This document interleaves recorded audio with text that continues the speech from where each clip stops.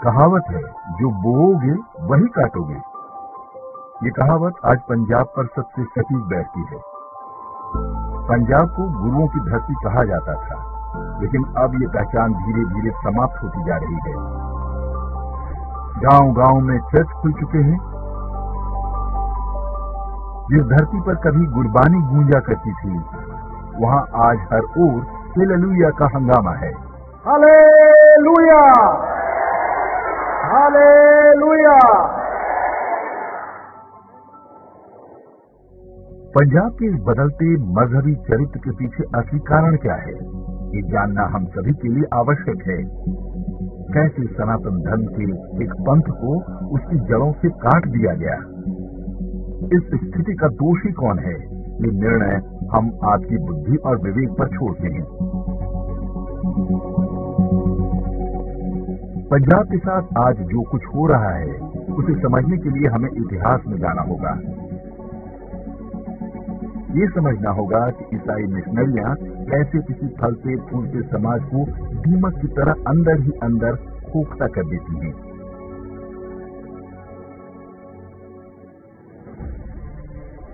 वर्ष 1882 एक अंग्रेज अफसर पंजाब का डिप्टी कमिश्नर बना। नाम था मैक्स आर्थर मैकलीफ। उसे थोड़ा बहुत गुरमुखी का भी ज्ञान था। ये 1857 के स्वतंत्रता संग्राम के बाद का समय था। इससे मात्र 2 दशक पहले तक ही महाराजा रणजीत सिंह ने अंग्रेजों को पंजाब में नाकों चने चबवाए थे। अंग्रेज समझ चुके थे कि समाज में फूट डाले बिना राज करना आसान नहीं।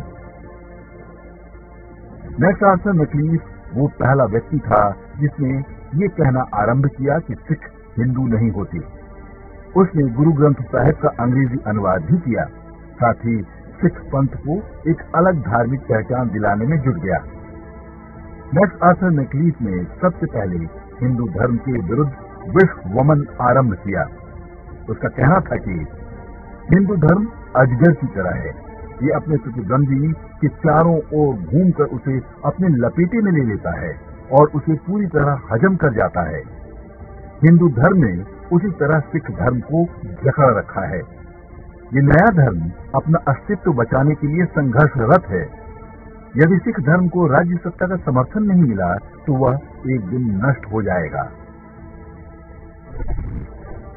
एक परिवार के 2 सदस्यों की तरह रहने वाले हिंदुओं और सिखों में इस एक थ्योरी ने विभाजन के बीज बो दिए। मैक्स आर्थर मैकलीफ ने कहना आरंभ किया कि सिख एक मार्शल कौम है, वे सेना में भर्ती के लिए सबसे उपयुक्त हैं। उसने पंजाब में सेना की नौकरी में सिखों के लिए आरक्षण लागू कर दिया। मैक्स आर्थर मैकलीफ ने ही सिख विद्वान कान्ह सिंह नाभा से वर्ष 1889 में एक पुस्तक लिखवाई, जिसका नाम था हम हिंदू नहीं। वर्ष 1909 में मैकलीफ ने स्वयं भी एक पुस्तक लिखी, जिसका नाम था Sikh religion, it's Guru, sacred writings and authors. इसी पुस्तक में उसने सिखों को सनातन परंपरा से अलग करने की पूरी रूपरेखा तय कर दी। इसकी भूमिका में ही उसने खालसा पूजा पद्धति के नियम बताए। साथ ही सिखों के लिए सेना में अलग शपथ परंपरा आरंभ की। इस समय तक गुरुद्वारे महंतों और पुरोहितों की देखरेख में होते थे। उन्हें हटाकर खालसा प्रबंधक कमेटी बनाने का विचार भी उसी का था। 1906 में अंग्रेजों ने सिख को अलग धर्म के रूप में मान्यता दे दी, जिसके बाद अलगाव के संगठित प्रयास शुरू कराए गए। इसी वर्ष अमृतसर के स्वर्ण मंदिर में स्थापित हिंदू देवी देवताओं की प्रतिमाओं को हटा दिया गया। यही कार्य लगभग सभी गुरुद्वारों में हुआ। वर्ष 1909 में आनंद मैरिज एक्ट पास कराया गया, जिसमें सिखों के लिए अलग विवाह पद्धति तय की गई थी। इससे पहले तक हिंदू पुरोहित ही सिखों में वैदिक रीति से विवाह कराया करते थे। वर्ष 1925 में सिख गुरुद्वारा बिल पारित हुआ। शिरोमणि गुरुद्वारा प्रबंधक कमेटी या SGPC बनाई गई। इसके बाद धीरे धीरे गुरुद्वारों में महंतों पर तरह तरह के आरोप लगाकर उन्हें हटाने का अभियान आरंभ हो गया। कई संत महंतों के साथ मारपीट और यहाँ तक कि हत्याएं भी हुई। वर्ष 1945 में एसजीपीसी की देखरेख में एक आचार संहिता बनाई गई जो तय करती है कि कौन सिख है और कौन नहीं। इसे रहत मर्यादा के नाम से जानते हैं। इसका पूर्ण रूपेण उद्देश्य सिखों को सनातनी परंपरा से अलग करना था। कहा गया कि सिख धर्म में मूर्ति पूजा प्रतिबंधित है और वे केवल एक पुस्तक गुरु ग्रंथ साहिब में ही आस्था रखते हैं। इस तरह से सिखों को सिद्धांत रूप से अब्राहमिक मजहबों के साथ खड़ा कर दिया गया। ये ध्यान रखा गया कि सिख पंथ की परंपराओं में अधिक से अधिक फारसी भाषा का प्रयोग हो। एसजीपीसी के तत्वावधान में सिख इतिहास को नए सिरे से लिखा गया। स्वर्ण मंदिर की नींव एक मुसलमान के हाथों रखवाने और गंगू बामन जैसी नकली कहानियां गढ़ी गईं। इससे पहले इन बातों का कहीं कोई प्रमाण नहीं मिलता। गुरु गोविंद सिंह जी की वाणी दशम ग्रंथ में चंडी दीवार को मिलावट घोषित कर दिया गया। ये दुर्गा सप्तशती पर आधारित था। इसी तरह गुरु गोविंद सिंह जी की वाणी विचित्र नाटक को भी खारिज कर दिया गया। इसमें हिंदू समाज पर मंडरा रहे संकटों की बात की गई है। वीर हकीकत राय, भाई सतीदास, भाई मतीदास और भाई दयाल आदि के बलिदानों को सिखों का बलिदान बताकर प्रचारित किया गया, जबकि इनके वंशज आज के समय में भी हिंदू हैं। यही काम कश्मीर के राजा गुलाब सिंह के सेनापति और भारत का नेपोलियन कहे जाने वाले जनरल जोरावर सिंह के साथ किया गया। उन्हें सिख बताया जाने लगा, जबकि वे डोगरा राजपूत थे और उनके वंशज आज भी हिमाचल प्रदेश में रहते हैं। बंदा बहादुर, जिनका उस समय तख्त खालसा बनाकर विरोध किया गया, मुगलों से मिलकर उन्हें पकड़वा दिया गया था। एसजीपीसी उन पर भी अपना दावा करने लगी। गुरु गोविंद सिंह जी द्वारा स्थापित निर्मल अखाड़े को सिख इतिहास से ही खारिज कर दिया गया, क्योंकि यह संस्कृत और वेदांत के प्रचार प्रसार के लिए बनाया गया था। नेक्स्ट ऑथर मैकलीफ ने जिस अलग खालसा सिख पंथ की कल्पना की, वास्तव में उसका गुरुओं की शिक्षा से कोई लेना देना नहीं था। आज हम जो कट्टरपंथी सिख पंथ देखते हैं, एक तरह से उसका संस्थापक मैकलीफ ही है। स्वयं को पूरी तरह परिभाषित करना और दूसरों को खारिज कर देना अब्राहमिक परंपरा का हिस्सा है। सनातन मूल्यों में किसी समुदाय को परिभाषित करने का कोई दबाव नहीं होता।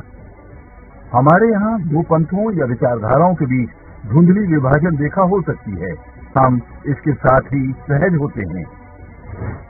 आज भी बड़ी संख्या में पंजाबी हिंदू गुरुद्वारों में जाते हैं। इसी तरह वैष्णो देवी जैसे मंदिरों में सिख भक्तों की अच्छी खासी संख्या होती है। इसका एक और उदाहरण गुरु नानक देव के पुत्र बाबा श्रीचंद द्वारा स्थापित उदासीन अखाड़ा है। ये लोग सनातन धर्म को मानते हैं और पंच तत्वों की पूजा करते हैं।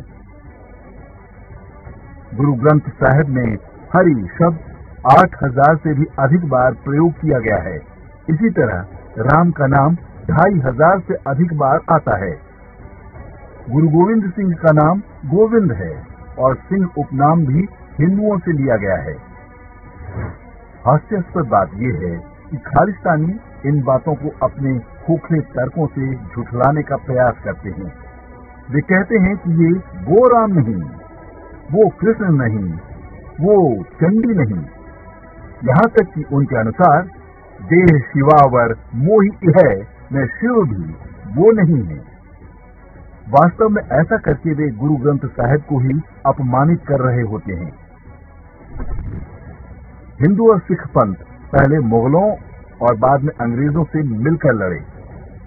विभाजन के समय दोनों ही समुदायों ने इस्लामी बर्बरता झेली, लेकिन मैकलीफ ने विभाजन का जो बीज बोया था वह अंदर ही अंदर अपनी जड़ें जमाता गया। उसी का परिणाम है कि सिख समुदाय के कुछ लोग हिंदुओं को सबसे बड़ा शत्रु मानने लगे। खालिस्तान के नाम पर पंजाब में लगभग 50,000 निरपराध हिंदुओं की हत्या की गई। इसके बाद 1984 के जिस सिख नरसंहार के लिए वे हिंदुओं को दोषी बताते हैं, वह वास्तव में कांग्रेस द्वारा प्रायोजित था, जबकि कट्टरपंथी सिख कभी इसके लिए कांग्रेस के विरुद्ध कुछ नहीं बोलते। हिंदुओं और सिखों के साझा इतिहास पर हमारे वीडियो का लिंक आप डिस्क्रिप्शन और कमेंट में देख सकते हैं। मत भ्रमित लोगों का ये समूह आज भारत से लेकर यूरोप और कनाडा तक सक्रिय है। जिस पाकिस्तान में इनके पूर्वजों का समूल नाश कर दिया गया, उनके गुरुद्वारों को मस्जिद में बदल दिया गया, उससे इनकी बड़ी मित्रता है। तो लौटते हैं पंजाब की आज की परिस्थितियों पर। मैक्स आर्थर मैक्लीफ ने जिस उद्देश्य के लिए सिखों में अलगाव पैदा किया था, वो अपने लक्ष्य तक पहुंच चुका है। कोई समुदाय जब एक बार अपनी जड़ों से कट जाता है तो उसे जिधर चाहे उधर मोड़ना आसान हो जाता है। पंजाब में सिख समुदाय के लोग बड़ी संख्या में ईसाई बन रहे हैं। समाज में कड़वाहट फैल रही है और हिंसा की घटनाएं भी सामान्य हैं। चुनाव से ठीक पहले गुरु ग्रंथ साहिब के अपमान की जो घटनाएं हो रही थी, एक चर्च समर्थित सरकार बनते ही वो भी अचानक बंद हो गई। हिंदुओं से अलग होकर सिख समुदाय आज विचित्र स्थिति में है। ईसाई मिशनरियों के एजेंट और चर्च के पादरी सोशल मीडिया पर बयान जारी करके सिख पंथ की खिल्ली भी उड़ा रहे हैं। उदाहरण के लिए ये संदेश सुनिए। ਤੁਹਾਡੇ ਕੋਲ ਤਾਂ ਖੁਦ ਹਿੰਦੂ ਧਰਮ ਤੋਂ ਲਿਆ ਹੋਇਆ ਗਿਆਨ ਹੈ। ਜੋ ਉਹਨਾਂ ਬ੍ਰਹਮਾ ਵਿਸ਼ਨੂੰ ਸ਼ਿਵ ਦੇ ਹਵਾਲੇ ਦੱਸਿਆ, ਉਹੀ ਤੁਸੀਂ ਕਾਪੀ ਪੇਸਟ ਕਰਤਾ। ਪਹਿਲਾ ਆਦਮੀ ਕੌਣ ਸੀ ਤੇ ਕਿਵੇਂ ਪੈਦਾ ਹੋਇਆ ਸੀ? ਤੁਸੀਂ ਸਾਇੰਸ ਦੀਆਂ ਬੜੀਆਂ ਐਗਜ਼ਾਮਪਲਾਂ ਦਿੱਤੀਆਂ ਸਾਇੰਟਿਸਟੋ। ਕੀ ਤੁਸੀਂ ਮੈਨੂੰ ਦੱਸੋਗੇ ਕਿ ਤੁਹਾਡੇ ਪਹਿਲੇ ਪੂਰਵਜ ਕੌਣ ਸਨ? ਕੀ ਤੁਸੀਂ ਬਾਂਦਰਾਂ ਤੋਂ ਪੈਦਾ ਹੋਏ ਸੀ ਜਿੱਦਾਂ ਸਾਇੰਸ ਕਹਿੰਦੀ ਹੈ, ਜਾਂ ਫਿਰ ਜਿੱਦਾਂ ਹਿੰਦੂ ਗ੍ਰੰਥ ਕਹਿੰਦਾ ਹੈ ਮਨੂ ਤੋਂ? ਤੁਸੀਂ ਕਿੱਦਾਂ ਪੈਦਾ ਹੋਏ ਸੀਗੇ? ਤੁਹਾਡੀ ਹੋਂਦ ਕਿੱਦਾਂ ਆਈ? ਇਸਲਾਮ, ਮਸੀਹਤ ਤੇ ਯਹੂਦੀ ਤਾਂ ਮੰਨਦੇ ਨੇ ਕਿ ਜੋ ਵੀ ਮਨੁੱਖੀ ਜੀਵਨ ਹੈ ਉਹ ਆਦਮ ਤੋਂ ਪੈਦਾ ਹੋਇਆ। ਇਹ ਤਿੰਨੋਂ ਧਰਮ ਇਸ ਗੱਲ ਦੇ ਉੱਪਰ ਮਜ਼ਬੂਤ ਖੜੇ ਨੇ ਕਿ ਆਦਮ ਤੋਂ ਹੀ ਪਰਮੇਸ਼ਵਰ ਨੇ ਜੀवन शुरू ਕੀਤਾ। ਤੁਹਾਡਾ ਕੀ ਮਤ ਹੈ? ਤੁਸੀਂ ਆਪਣੇ ਵਿਚਾਰ ਦੱਸੋ। वास्तव में खालिस्तान ईसाई मिशनरियों का प्रोजेक्ट है, जिस पर मैक्स आर्थर मैक्लीफ के समय से ही काम शुरू हो गया था। पाकिस्तान या उसकी खुफिया एजेंसी ISI बस इस काम में उनकी सहयोगी है। ये षड्यंत्र हिंदुओं के एक पूरे समुदाय को भ्रमित करके ईसाई बनाने के लिए रचा गया था। कहते हैं कि मैक्स आर्थर मैक्लीफ ने अपने अंतिम दिनों में सिख पंथ अपना लिया था, लेकिन यदि उसने ये काम आस्था से किया होता तो उसकी जैसे कुछ और अंग्रेज भी सिख बने होते। गुरुओं की शिक्षा पर आधारित सिख पंथ के आगे आज अपने अस्तित्व की सबसे बड़ी चुनौती खड़ी है। आश्चर्य की बात है कि सिखों का धार्मिक नेतृत्व अभी तक इस खतरे को भाप तक नहीं सका है। उनके लिए निजी स्वार्थ और कनाडा का वीजा ही सब कुछ है। सनातन धर्म से जुड़ा अपना गौरवपूर्ण इतिहास और गुरुओं की शिक्षा उसके आगे कुछ भी नहीं।